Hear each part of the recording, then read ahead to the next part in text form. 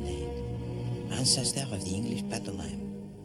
6 characters, garish, grotesque, first brought to life 3 centuries ago by the clowns and the actors of the Italian fairgrounds. Today, mere costumed characters at a masked ball. Where now their mystery, their magic, their comedy, their tragedy?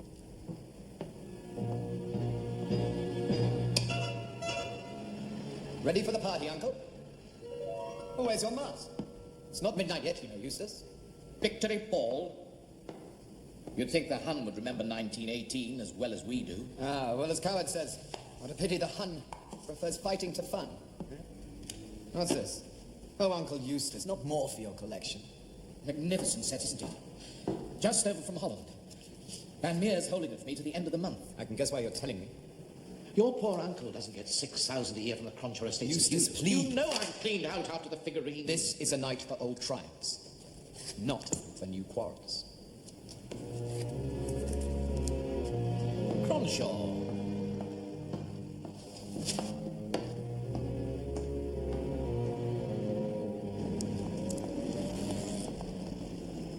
This is the national program. The time is 7 o'clock.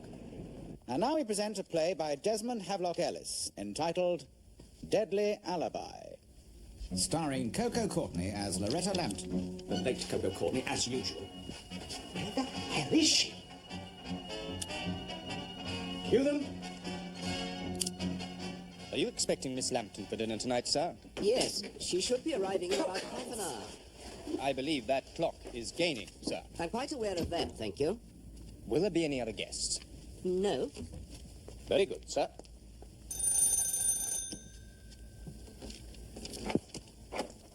Good evening, Davis. I'm afraid I'm a little early. That's quite all right, miss. Bloody actresses. It was such a fine night, Hey, is that the time? Approximately. Of course, I forgot. It gains. Rather fun, really. You can be early and late at the same time. Oh. Letty, I wasn't expecting you till 8. Sorry, but I never realized. It was stupid. Thank you, Miss Lemon. I think Captain Hastings was listening to the weather report to see whether you'd need an umbrella. The urgent package just arrived by messenger. Can I go now? Yes, of course.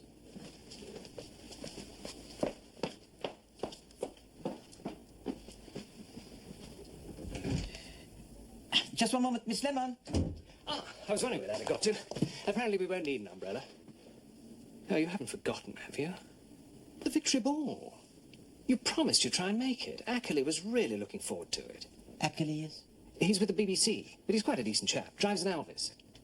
Well, unfortunately, I have to rearrange my stamps in order of size. Please convey my apologies to Monsieur Ackerley. He'll be very disappointed. He said that meeting you was the high spot of his career. Well, that seems reasonable.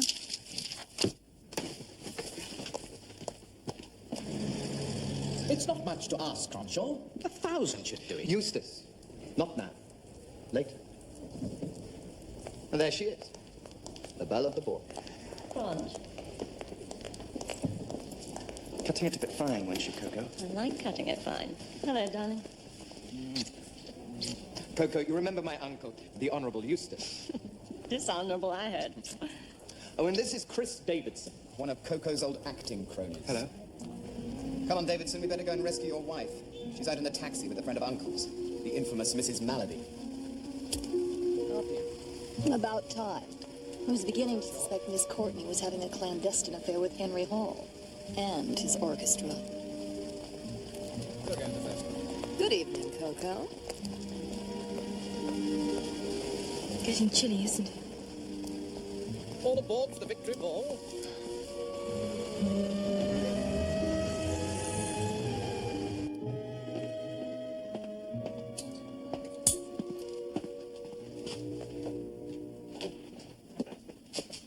They seek him here, they seek him there. Those Frenchies seek him everywhere.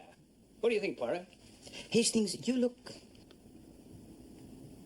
incomparable.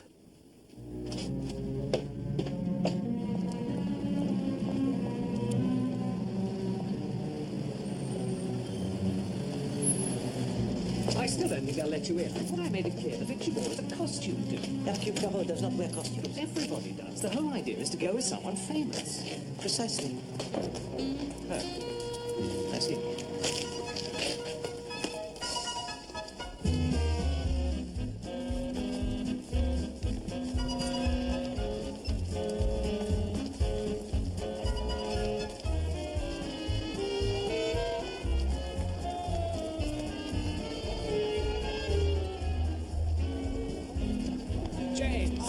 May I present Monsieur Hercule Poirot? I am so delighted to meet you at last. The chic of Ackley, I presume.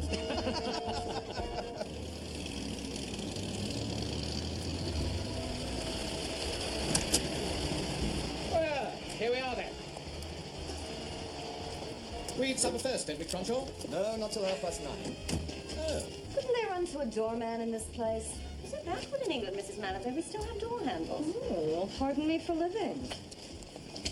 Not already. Did I hurt you, my dear? I half expected you to shatter like a vase. Come along, Coco. It's all right. You're right, darling. I was so afraid I wasn't going to make it here on time, thanks to the antics of Coco Courtney. Oh, speaking of which, isn't that her up there? Oh, with Lord Cronshaw's party, yes.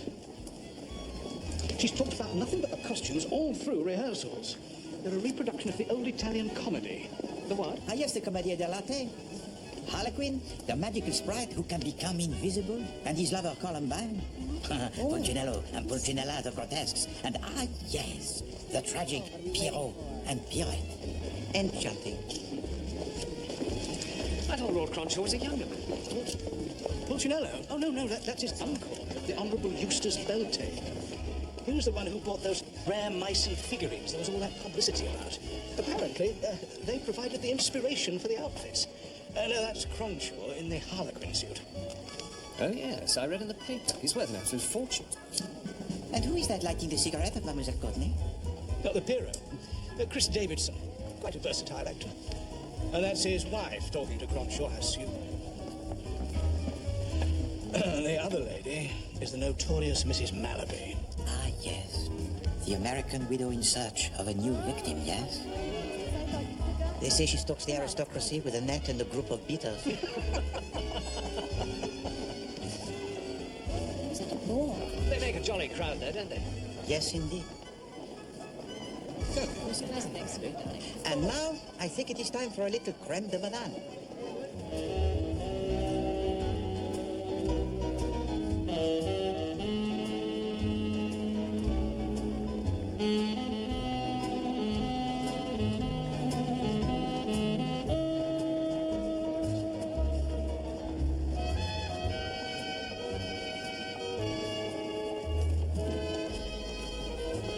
Thank heavens that's over. Coco and Cronshaw are being simply appalling. There's that shyster Van Meer over there. Eustace, forget it. He held me for ransom on the figurines, and now he wants to do the same again with that china. It's the least of our worries this evening. I get to corner the blighter and demand that he reduces the price. Eustace! I'm sorry. When Eustace wants something for his collection, he does rather. I want to put an end to this right now. God's sake, shut up. Coco, where do you think you're going? I told you I've had enough. Chris, get me a taxi, would you? I've got a splitting headache. Coco. It's all been decided, Crunch. Chris is taking me home. The hell he is. You're staying right here. I'm not prepared to have an argument about it. Look, why don't we all just sit down for a moment and cool off? Cool off? He's already as cold as an iceberg. With me as the Titanic. What the hell do you think you're laughing at? I'm sorry. Coco, people are looking. Come along. Cronshaw, let's go back inside. I realised it was Napoleon and Josephine. Monsieur Ackley, do I understand that you produced a play on the radio this evening following the weather forecast? Yes. Tell me, is not Mademoiselle Courtney slightly older than is usual for the part of the ingénue? A little, perhaps. But then that's the joy of radio. The visual appearance is all in the mind. It's amazing what we get away with sometimes. Good night.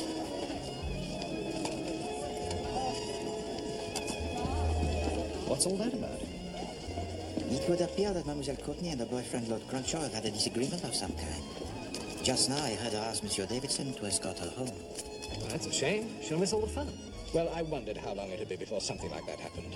You are not surprised? I know actors, Monsieur Poirot. They never know when to stop. She has had a moment of drama for this evening. Let us hope it will be sufficient. He's arrogant, he's conceited. What's all this about, Coco? What exactly did Cronshaw say to you earlier? But it's not now. Has our taxi arrived yet? Yeah, I was waiting, sir. Can't read it. Chris.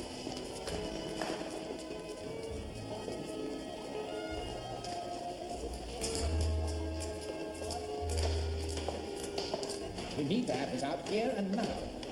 Look, you're not a poor man. Surely you can do me this one favor. You know I'm desperate.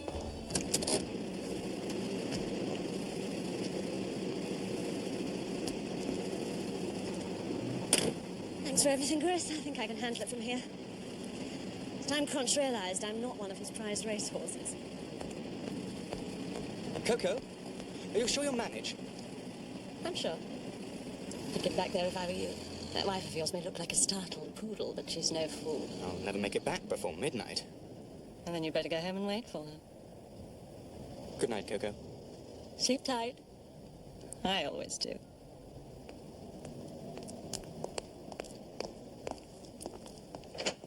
Have a nice evening, Miss Courtney.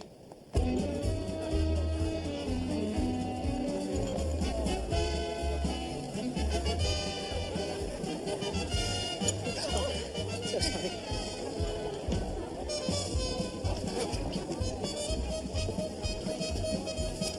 Monsieur Ackley, I thank you. You are very kind. My pleasure. Santé? Cheers.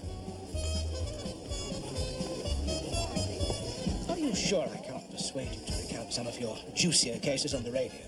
Alas, no. You see, murder, a real murder, is not an entertainment. Now look at this place. People dance, they laugh. But anywhere, there may be evil beneath the mask. Pardon me.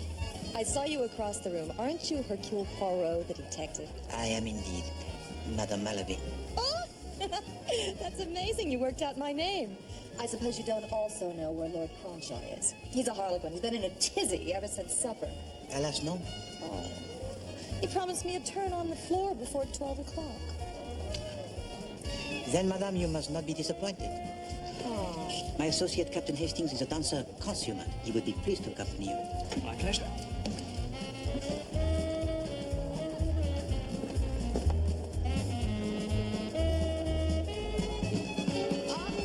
There he is.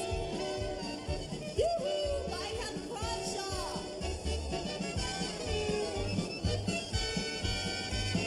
Would you excuse me, Colonel? Of course.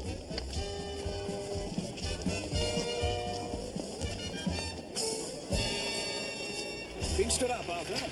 No title, I'm afraid. My lords, ladies, and gentlemen, the time for the unmasking and the victory celebrations is at hand. 12 seconds to midnight. 10, 9, 8, 7, 6, 5, 4, 3, 2, 1.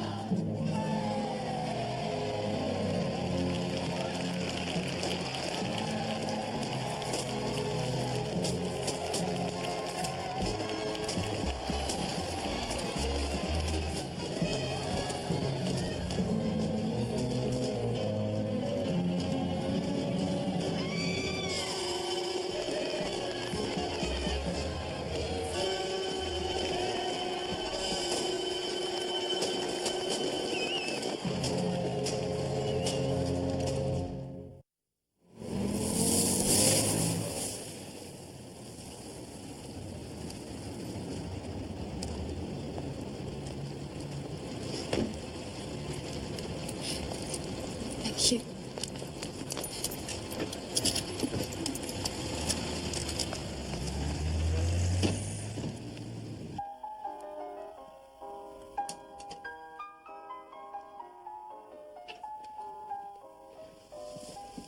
Darling, what is it?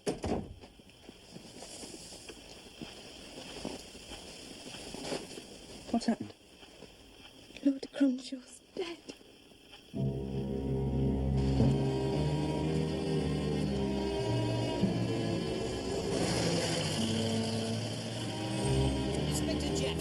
tonight? Is it true, Hercule Poirot, Mr. Killer? Tell us the truth, Inspector. Here's a fine dish of tea, Poirot. Peer of the realm murdered in cold blood under the noses of 400 revellers. We'll need the Albert Hall to gather the suspects on this one. Perhaps. She's one of the table knights. Plenty back here. We'll check for prints, but I'll lay odds it's clean. An instrument not very practical, but in the right hands.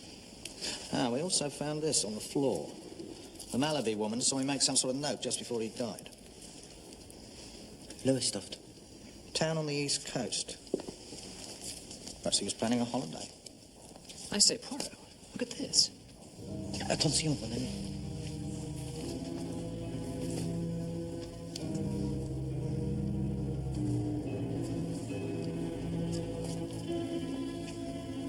Monogrammed. C for Cronshaw. Very nice.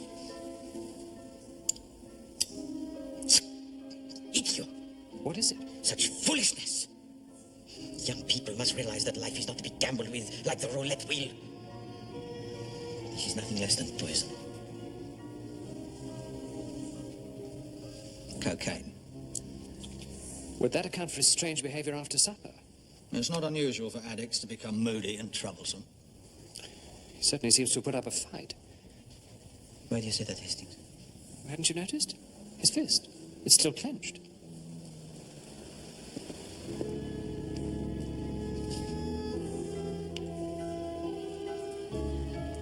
C'est ça.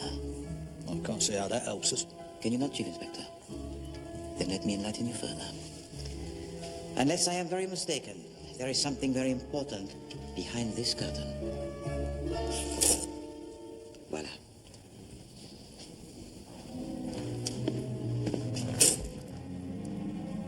Well, it's just an empty recess. My point exactly. One more thing, Chief Inspector. If I were you, I should find Mademoiselle Coco Courtney. Why? Ask her if she and Lord Cronshaw had an argument.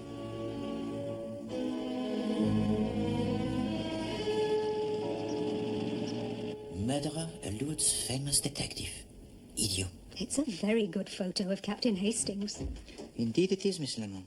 I'm sure no one will think less of you. Seen the paper, Poirot? Jolly good photo of me. Oh, you've seen it. I'll go and sort the letters. I wouldn't take it to heart if I were you.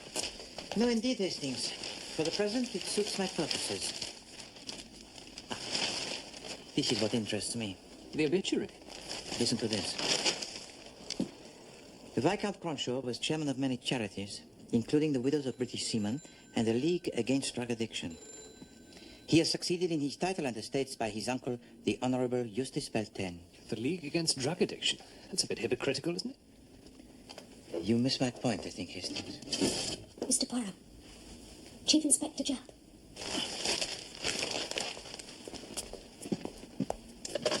Hello? Ah, Poirot. We're drawing a blank at this end, I'm afraid. Miss Courtney doesn't answer her phone, and there's no reply at her door either. I implore you to be persistent, Chief Inspector Jupp. I am now even more convinced that Mademoiselle Courtney must be located with all possible speed. Right. Mademoiselle Courtney is proving elusive. Probably sleeping the night off. All of these theatrical times lie in late if they haven't a performance. But she does have a performance. They usually perform the Friday evening play again on Saturday morning. My mother listens to it during her morning coffee. Kind of London in a way, I suppose. But it was never quite how I imagined it was going to be. I suppose it never is. Oh, that damn little clock, why? Come, Hastings. We will make a trip to Broadcasting House. Betsy, what do you mean? I mean, you weren't here at 9 o'clock at all, are you?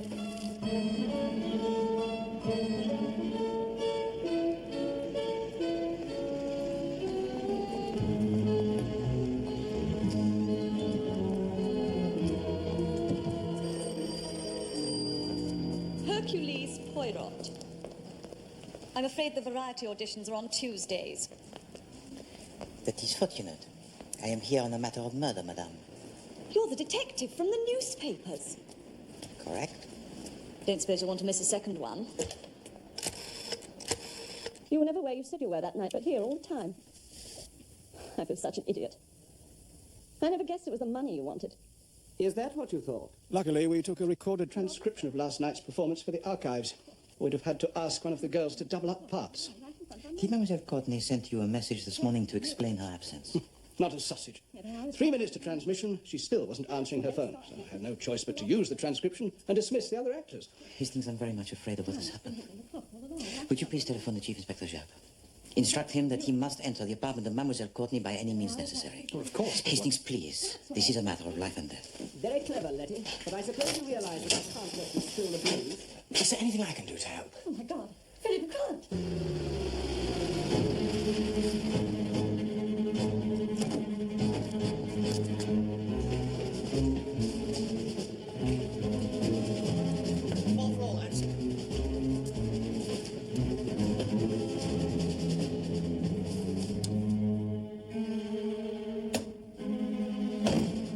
Right, they're potting the bum. Get down into the balcony.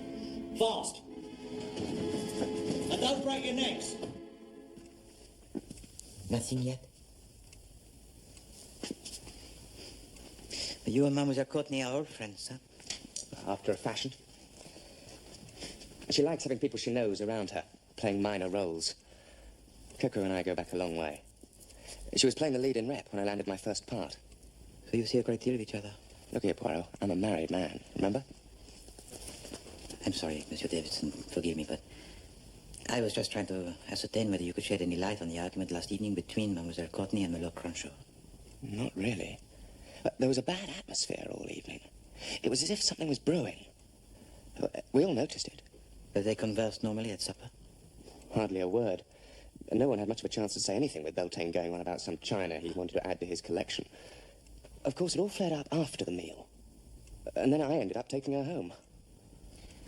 And when you were alone together, in the taxi? Just a lot of nonsense about how she'd make Cronshaw pay. The usual hysterics. Then I dropped her off at her flat. At what time was this? Nearly midnight. There was no time to go back to the ball, so I just headed home.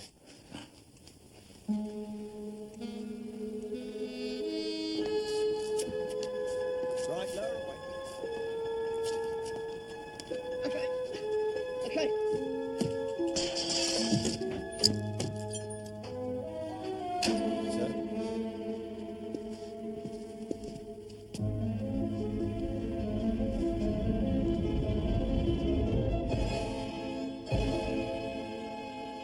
He made me feel young again, like a newborn calf. When I saw him, it was as if the whole world was fresh. We'll come down right away. And the sky seemed bluer.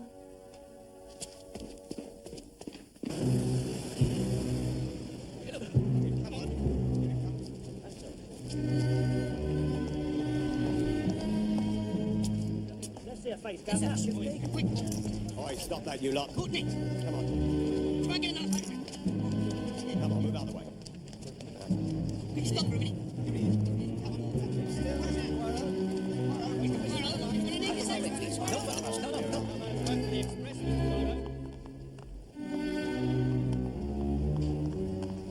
Chief Inspector? We found her in the bedroom. Overdose of cocaine. Presumably supplied by her boyfriend, Lord Cronshaw. How many more must die before this folly is seen for what it is? Toxicity finally got too much for her. Cronshaw must have been supplying it to her for some time. Do you not understand, Chief Inspector? Lord Cronshaw was determined to stop Mademoiselle Courtney from taking cocaine. The initial C on the silver case, it stood for her name, Coco. Of course.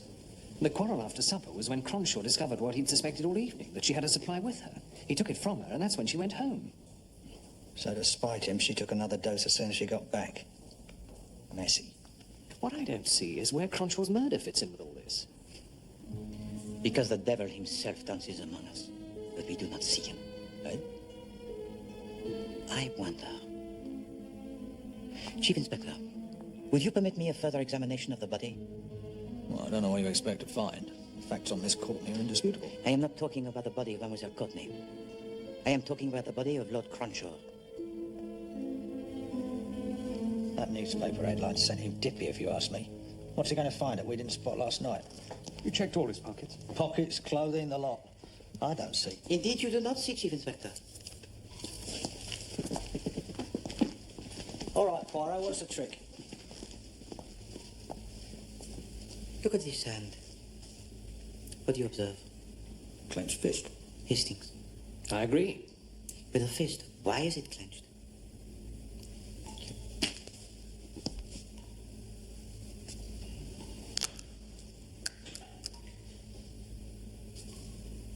Could it be that it hides a secret?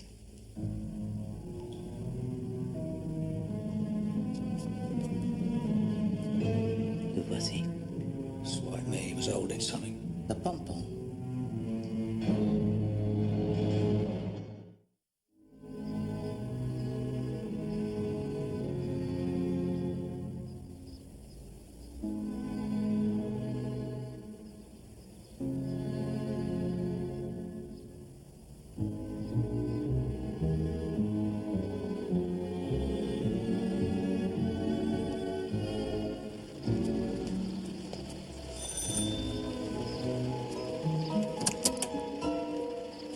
Mr. Poirot!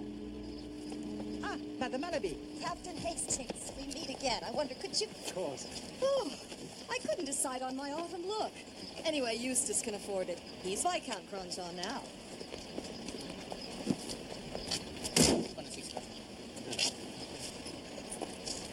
To what do we owe this delegation?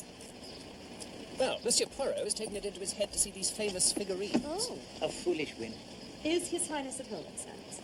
His lordship is in the morning room, madam. Thank you. This way, gang.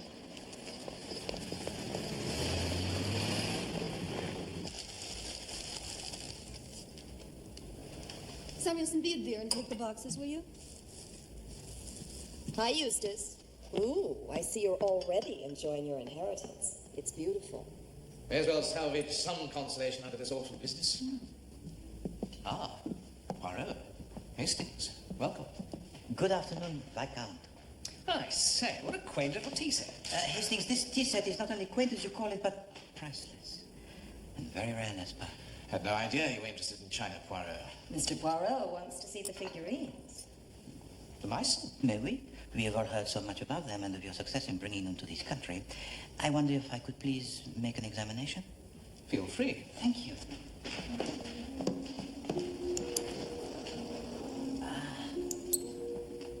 May I? I can't imagine what he's looking for. Tricks of the trade, you know. The costumes last night at the ball, they were exact replicas of these. To the last detail. And this was your apparel, was it not? Punchinello, with the elaborate ruff and the hump? Yes. I imagine it took some time to change in and out of this costume. I had to hold him up while he unfastened it. As I thought.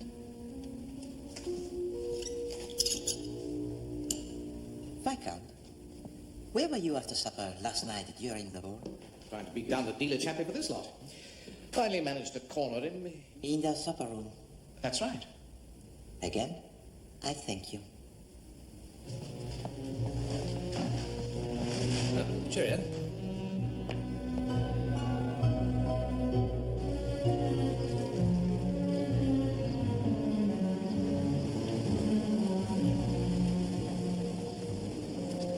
Ah, there you are, Poirot. I've been looking for you. Chief Inspector Chat.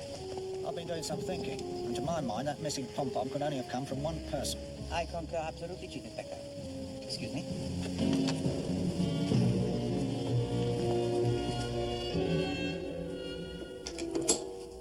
Mrs. Davidson, Yes? may we come in?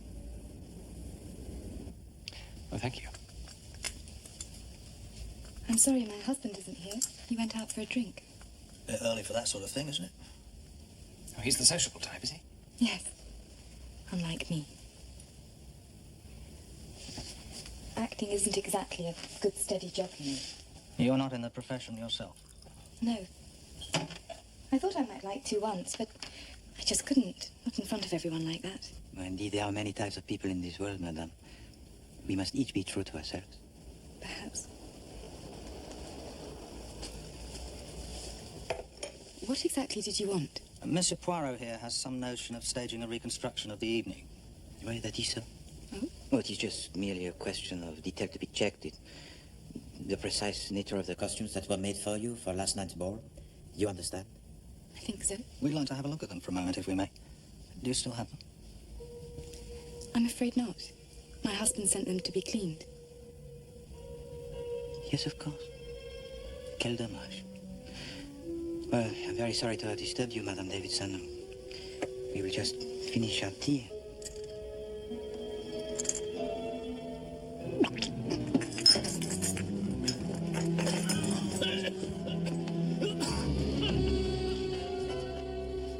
Thank you, Hastings. You are right, Madame Davidson, not to consider a career in acting. Your eyes betrayed what your tongue denied. Chief Inspector? There's a pom-pom missing from the Pierrette costume. Is that? Perhaps you'd like to tell us how it came to turn up in the hand of the murdered man. Oh, yes, I forgot. It got pulled off after supper, and I didn't know what to do with it. I looked for Mr. Beltane, but he was in the supper room having some kind of argument, so I gave it to Lord Cronshaw to look after. Sorry, I didn't think it was important. Does that answer your question? You must understand, Madame Davidson, that to conceal information may not only protect the guilty, but also punish the innocent. You do understand, do you not? I understand. I'm sorry.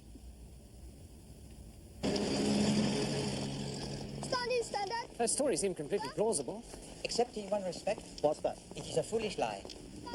The threads on the pom-pom that we discovered in the hand of Lord Cronshaw, they were torn, whereas those on the costume of Madame Davidson were cut. You mean she cut it off herself? No, Hastings. She did not even notice that the pom-pom was missing until we pointed it out. That is why she made up that story that was ridiculous. Hers was cut by the murderer. Why? To replace the one that Lord Cronshaw had torn from the costume of his killer. Well, if it wasn't her, and her husband wasn't even there when Cronshaw was murdered... Have either of you considered the possibility of a duplicate costume? Another Pierrot. And what about that note he left? Lois stuffed. Ah, yes, the note. May I suggest that you inquire from the dealer about the dinner service that has just been purchased by Lord Beltane? I think you will discover that it is rare, Lowestoft china. You mean? And now it is necessary to restore the reputation of Hercule Poirot.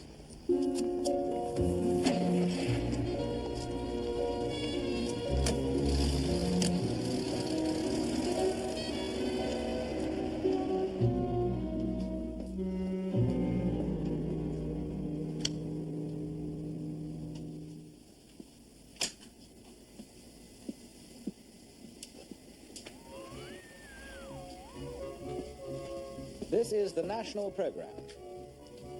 In a change to our published schedule, we now present a special broadcast. Good evening, everybody. This is Hercule Poirot. I have been asked many times to recount my cases for the radio, but I have always refused. However, tonight, I have decided to present for you a reconstruction of the affair at the Victory Ball. And that is why I have with me tonight in the studio the principal members of the party whose lives were altered by that most tragic event. I thank you all very, very much indeed for accepting my invitation. And now, I take you back to the Colossus Ballroom on the night of the Victory Ball. The lights, they dim. The music, it plays. And the shadows of the principal characters return to gather before us.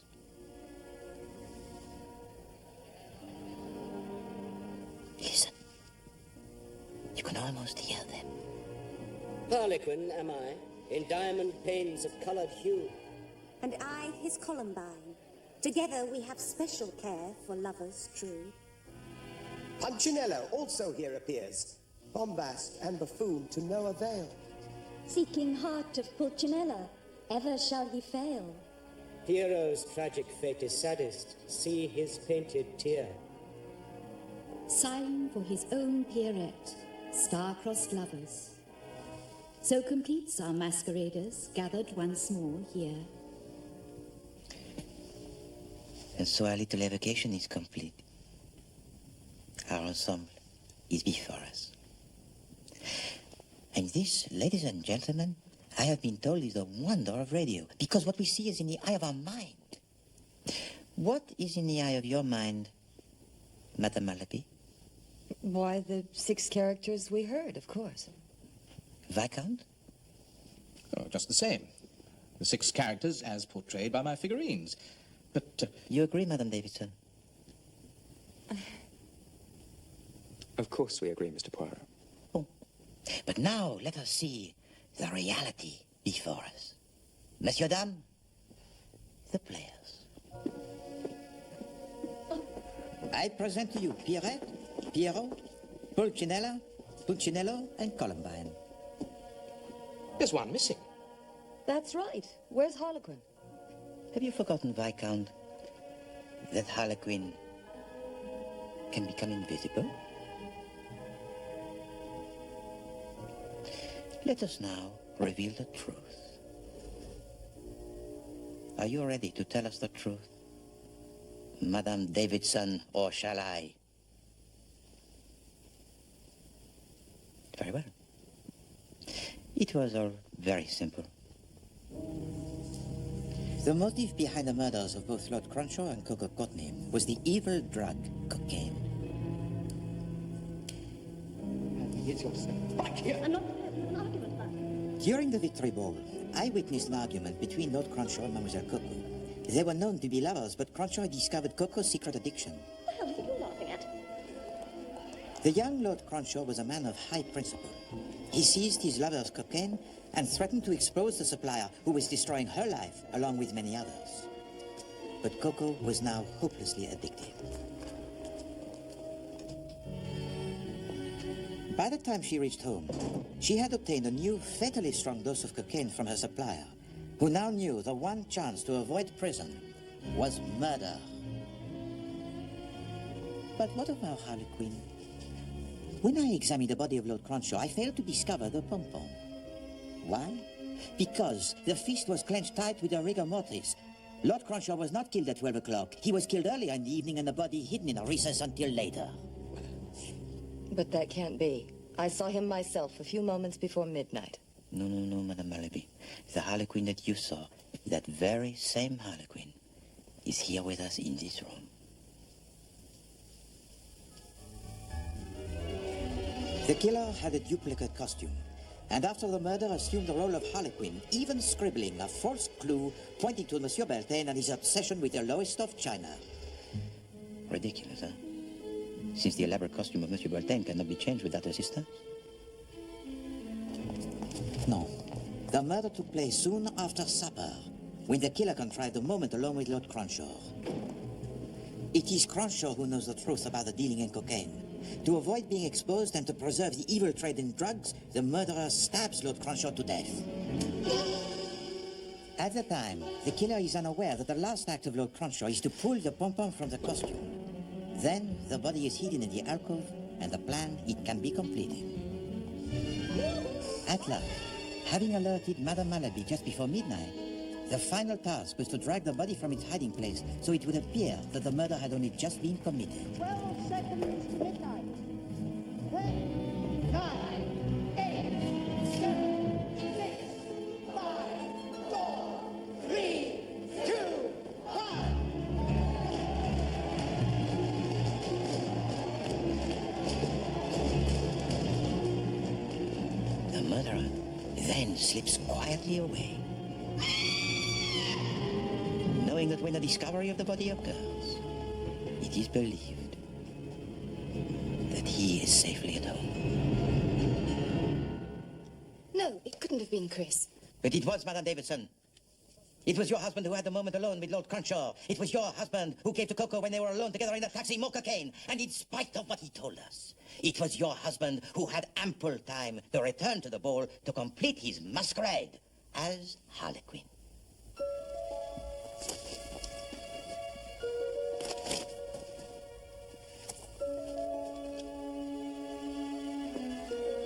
And still, you protect him.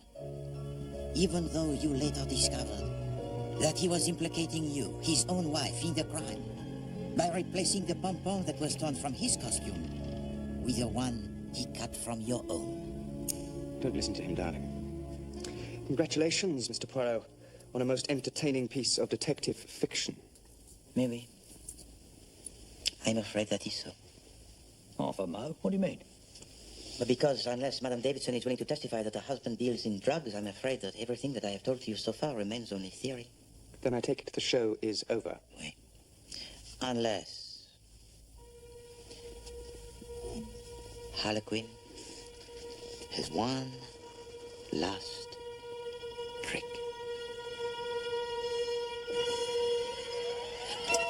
Madame Malaby, with which hand did you see Harlequin writing?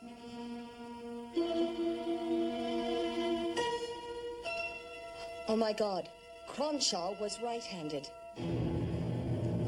Christopher Ian Davidson, I arrest you for the murders of Viscount Cronshaw and Miss Coco Courtney.